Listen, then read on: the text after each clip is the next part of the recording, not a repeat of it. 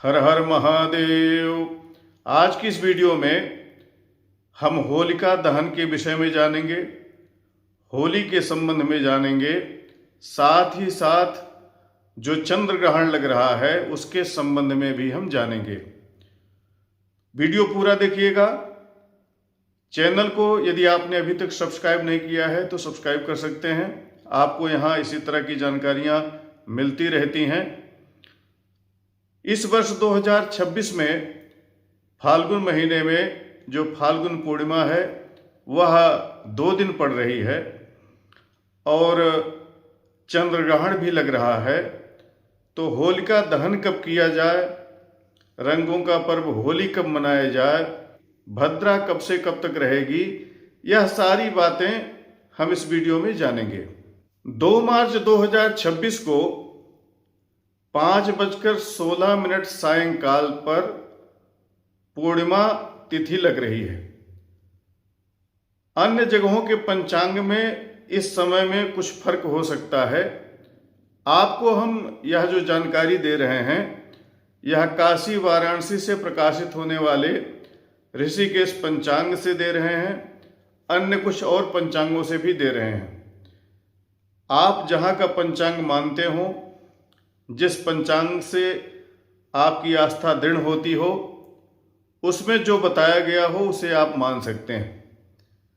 2 मार्च 2026 को सायंकाल 5:16 पर पूर्णिमा तिथि प्रारंभ हो रही है। तो जो लोग पूर्णिमा का व्रत करते हैं वह पूर्णिमा का व्रत 2 मार्च 2026 को करेंगे, क्योंकि इस पूर्णिमा में चंद्रोदय आपको प्राप्त हो जाएगा। पूर्णिमा के चंद्रमा को आप अर्घ्य दे पाएंगे। तो जो पूर्णिमा का व्रत करने वाले लोग हैं वे 2 मार्च 2026 को पूर्णिमा का व्रत करेंगे। जैसे ही पूर्णिमा तिथि लग रही है वैसे ही सायंकाल 5:18 से भद्रा का भी प्रारंभ हो रहा है और यह भद्रा पूरी रात रहते हुए भोर में 4:56 तक रहेगी। अब समस्या ये उत्पन्न होती है कि होलिका दहन कब किया जाए। तो काशी विश्वनाथ पंचांग में होलिका दहन का जो मुहूर्त दिया गया है वह भद्रा पुच्छ में होलिका दहन करने को कहा गया है। 2 तारीख की रात में 12:50 से रात्रि 2:02 तक भद्रा पुच्छ रहेगी। इसी बीच में होलिका दहन के मुहूर्त को बतलाया गया है। तारीख 3 मार्च हो जाएगी, लेकिन तिथि जो है वह पूर्णिमा ही रहेगी। तो 2 मार्च की रात्रि में 12:50 से 2:02 के बीच में भद्रा पुच्छ में होलिका दहन करना शुभ रहेगा। ऐसा मुहूर्त काशी से प्रकाशित होने वाले काशी विश्वनाथ पंचांग ने बतलाया है और इसी को हम आप लोगों को बतला रहे हैं। यह पूर्णिमा 3 मार्च 2026 को सायंकाल 4:33 तक रहेगी। तो जो लोग पूर्णिमा का स्नान करने किसी तीर्थ स्थान में जाते हैं, दान करते हैं, वह लोग 3 मार्च को स्नान करेंगे, पूर्णिमा का दान करेंगे। और इसी 3 मार्च को चंद्र ग्रहण भी लग रहा है। चंद्र ग्रहण का क्या समय रहेगा, कब जो है मोक्ष होगा, इसके संबंध में भी आइए हम जान लेते हैं। यह जो चंद्र ग्रहण है यह खग्रास ग्रस्तोदित चंद्र ग्रहण होगा।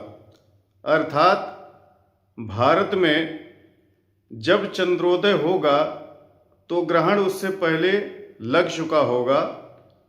तो ऐसे ग्रहण को ग्रस्तोदित ग्रहण कहते हैं। तो ग्रहण का जो लगने का समय है उसे आइए देखते हैं। 3 मार्च 2026 को दिन में 3:20 पर चंद्र ग्रहण का प्रारंभ होगा और इस ग्रहण का मध्यकाल 5:04 पर रहेगा इस चंद्र ग्रहण का मोक्ष सायंकाल 6:47 पर होगा। काशी के पंचांग के अनुसार सायंकाल 5:59 पर चंद्रोदय होगा। तो चंद्रमा का जब उदय होगा तो उससे पहले ही चंद्र ग्रहण लग चुका होगा और इस ग्रहण का जो मोक्ष है वह 6:47 पर होगा। अर्थात जब चंद्रमा का उदय होगा, ग्रहण लग चुका होगा उससे पहले, और उदय के बाद से कुल 48 मिनट तक यह ग्रहण देखा जा सकेगा और उसके बाद मोक्ष हो जाएगा। चंद्र ग्रहण का जो सूतक है वह ग्रहण से 9 घंटे पूर्व बतलाया गया है।